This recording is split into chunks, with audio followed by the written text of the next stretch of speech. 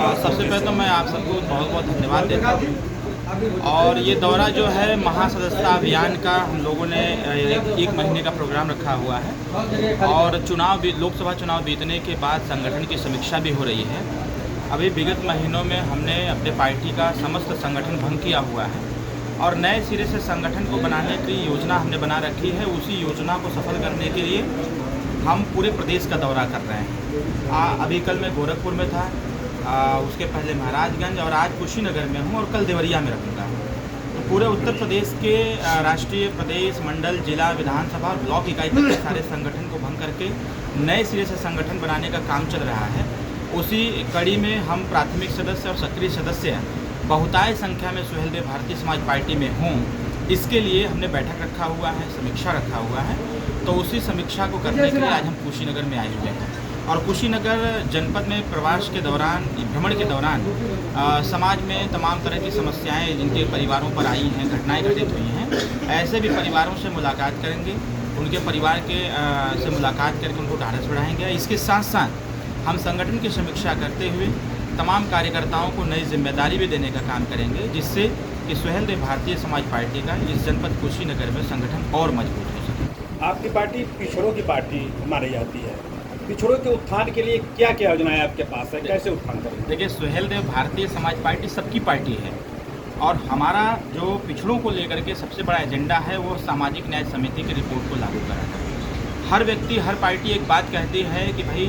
भारतीय संविधान के मानक के अनुसार अगर भारतीय संविधान कहता है समता, स्वतंत्रता, बंधुत्व और न्याय,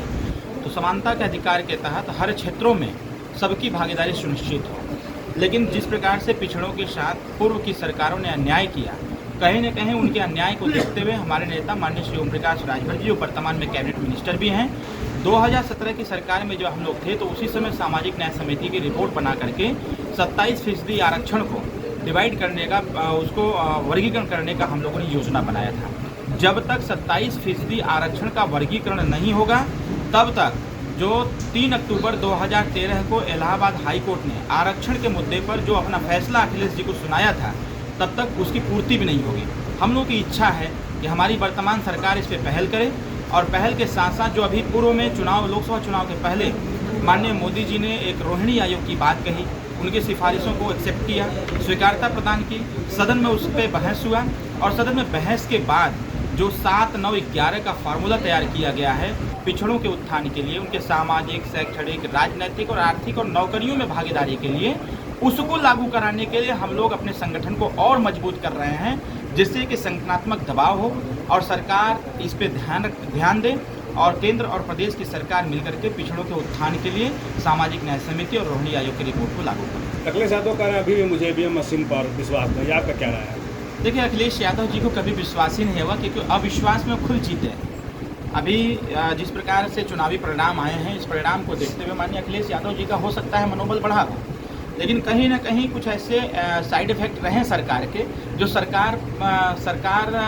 मजबूत सरकार का गठन होने के बावजूद और सरकार अच्छी तरीके से चलने के बावजूद उत्तर प्रदेश के पूर्वांचल या उत्तर प्रदेश में परिणाम अच्छे नहीं हैं। तो हो सकता है इससे अखिलेश यादव जी को भी लग रहा हो, और मैं तो इस बात को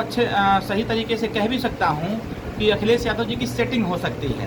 क्योंकि माननीय अखिलेश यादव जी भी ईवीएम बहुत उनके मन में है ईवीएम को लेकर के। तो मुझे तो लगता है कि अखिलेश यादव जी ने इस लोकसभा के चुनाव में कुछ सीटों पर उन्होंने खुद ईवीएम को सेट कर रखा था, इसीलिए इतने ज़्यादा सीटें उनको प्राप्त हो गई। अगर ईवीएम का रोना रो रहे थे तो फिर 37 सीट कैसे प्राप्त हो गई? अगर ईवीएम उनको डाउट है तो ये 37 सीट जो उन्होंने जीता है, ये ईवीएम का ही कमाल हो सकता है, ये मैं दावे के साथ कह सकता हूँ।